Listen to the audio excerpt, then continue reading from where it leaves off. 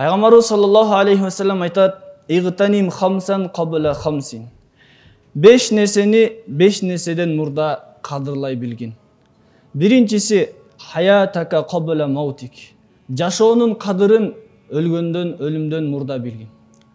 Жашоо бул аманат. Аллах Таала халака кулла шайин факаддараху тaqdira. Бардык нерсени жаратып, тагдырларын чектеп койгон. Аллах Таала бардык инсандарды жаратып, канча өмүр жашайт, канча ырызкы жейт, ар бир нерсесин Аллах Таала жазып койгон. Мына ошол инсан баласы жашоосуну Аллахтын өкүмүн аткарып, жакшы амалдарды кылып, ахиретин куруп алуусу зарыл. Өлүм бул акыйкат. Аллах Таала Кур'ан-ы Каримде айтат: "Куллу нафсин заиqatul maut." Ар бир адам баласы, ар бир жан ээси өлүм дамын татуучу. Бирок ошол өлүм келгенге чейин кайсыл адам жакшы амалдарды кылып даярданып алган болсо, Пайгамбарыбыз саллаллаху алейхи ва саллям эң акылдуу инсан ушул деп айткан. Эгер адам жашоодо жакшы амалдарды кылып өткөн болсо, өлүм келген учурдан баштап инсан баласына жакшылык, рахат жашоосу башталат. Эгер Аллах сактасын, инсан жашоосуну жалаң гана нафсинин каалоолору менен өткөргөн болсо, бул инсанга өлүм келгенден баштап кайгы капалардын бардыгы башталат. Аллах Таала Кур'ан-ы Каримде кафирларды сыфаттап айтат: "Хатта иза жаа ахадахумул мауту кала раббиржиун." Качан кафирлардын бирине өлүм келген учурда Аллах Таалага кайрылып айтат: "Кала раббиржиун." Я Алла, мени дүйнөгө кайтарчы. "Лаалли а'малу салихан фима таракт." Дүйнөгө кайтуумдун себеби дүйнөдө калып кеткен жакшы амалдардан бир аз болсо да кылып алайын. Бирок ал күнү кеч болуп калат. Аллах Таалам ал кафир инсан үчүн ушундай жооп берет: "Калла иннаха калиматун хува qa'iluha." Эч качан артка кайтуу мүмкүн эмес. Балким бул жөн эле бекер пайдасыз сөз деп айтат. Ошондуктан инсан баласы өлүм келип чыныгы жашоо башталганга чейин жакшы амалдарды кылып, жашоосуну туура негизде өткөрүп алуусу зарыл. Экинчиси шабабака кабла харамик. Карылыктан мурда жаштыктын кадырын билүүсү зарыл. Себеби жаштык дагы Аллах Таала берген чоң неамат. Инсан жаш кезинде күнөөдөн таза болот.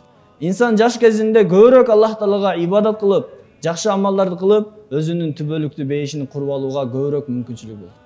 Ал эми качан адам картайып жашы өтүп калган учурда жакшы амалдарды кылуудан алсырап калат. Ошондуктан инсан жаштыгын туура пайдаланып өтүүсү зарыл. Улуу алымдардын бири айтат: "Валадатка уммука ябна адама бакиян ван насу хавлака ядхакуна сурура." Эй адам баласы, сен дүйнөгө жаңы төрөлгөн учурда сен ыйлап төрөлгөнсүң. Бирок сен ыйлап жатсаң, сенин жакындарың, туугандарың сени көрүп, дүйнөгө келүүңө өтө сүйүнүп, кубанып жатышты.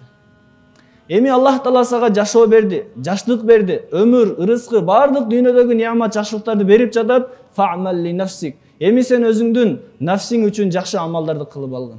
Ан такуна иза бакау фи инда маутика дохикан масрура. Себеби бир күн келет, Аллах Тааланын тагдыры менен сенин жашооң бүткөндө, сен өлүм төшөгүндө жаткан учурда, сен дүйнөгө келгенде бардык сүйүнүп кубанган туугандарың тескеринче бардыгы ыйлап кайгырышат. Ал эми сен дүйнөгө ыйлап келдиңби? Демек сен дагы тескеринче дүйнөдөн кубанып күлүп кеткин. Ал эми инсан дүйнөдөн кубанып күлүп кетүүсү үчүн ар дайым жаштыгын дагы, жашоосун дагы жакшы амалдарды өткөрүп алуусу зарыл. Үчүнчүсү афиятака кабла сакамик. Оорудан мурда ден соолуктун кадырын билгин. Ден соолук бул аманат. Адам баласы бул үчүн дагы ахиретте Аллахтын астында жооп берет. Төртүнчүсү фарагака кабла шуглик. Алектенип калгандан мурда бош убактын кадырын билгин. Пайгамбарыбыз саллаллаху алейхи ва саллям өзүнүн берекелүү хадисинде айтат: "Ни'матани магбунун фихима касирун минан нас, ас-сиххату вал фараг." Эки өтө чоң Аллах Таала берген жакшылык неамат бар. Көпчүлүк адамдар ал эки неаматты барктабайт. Бирөөсү ден соолук, экинчиси бош убакыт. Инсан ар бир өткөргөн убактысы үчүн Аллах Тааланын астында суралат. Ошондуктан ар бир убактысын туура кадырлап өткөрүүсү зарыл. Бешинчиси гинака кабла факрик. Кедей болуудан мурда байлыктын кадырын билгин. Аллах Таала ар бир адамдын тагдырларын түрдүү кылып жараткан. Кээ бир инсандарга Аллах Таала байлык берет, кээ бир инсандарга Аллах Таала кедей кылат. Бул эки дагы нерсе инсанга берилген неамат дагы жана сыноо дагы. Инсан баласы бай абалда да, кедей абалда дагы Аллах Тааланы ыраазы кылып алса болот. Мисалы, сиз менен биздин жашообузга толугу менен үлгү пайгамбарлардан Сулайман алейхиссалам, Абдурахман бин Авф радыйаллаху анху жана башка сахаба радыйаллаху анхулар бай абалда болуп дагы Аллах Тааланы ыраазы кылып алышты.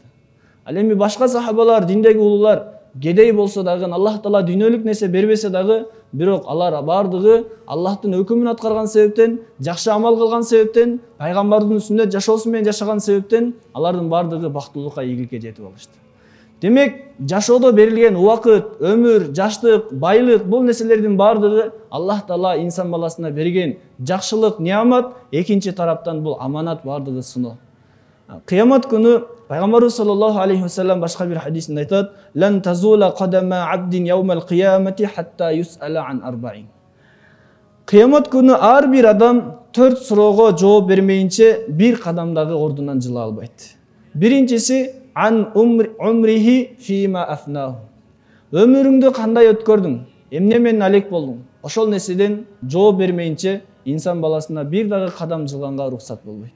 Экинчиси ва ан шабабихи фима абла. Жаштыгыңды кандай пайдаландың? Жаштыгыңда эмне амалдар менен алек болдуң? Мына ошол нерседен дагы суралат. Негизинен өмүрдүн ичинде жаштык дагы бар. Бирок жаштык өзүнчө бир чоң Аллах Тааланын берген неаматы болгондуктан жаштыктан дагы Аллах Таала өзүнчө сурап алат. Үчүнчүсү ва ан малихи мин айна иктасабаху ва фима анфакаху. Байлыкты кайдан таап алдың, кайсыл жол менен таптың жана кайсыл жака иштеттиң? Эгер адам жакшы жака Аллахтын дини үчүн, пайгамбардын сүннөтү үчүн сарптаган болсо, бул нерсе инсан баласына сөзсүз пайдасын тийгизет. Төртүнчүсү ва ан илмихи маза амила бихи. Алган илимиңе кандай амал кылдың? Аллах Таалам бардыгыбызга жогоруда айтылган сөздөргө амал кылып, жашообузду, жаштыгыбызды бардыгын Аллахтын өкүмү менен, дин менен, пайгамбардын сүннөт жашоосу менен жашап өтүүгө жардам берсин. Ва ахиру дa'wana anil hamdulillahi rabbil alamin.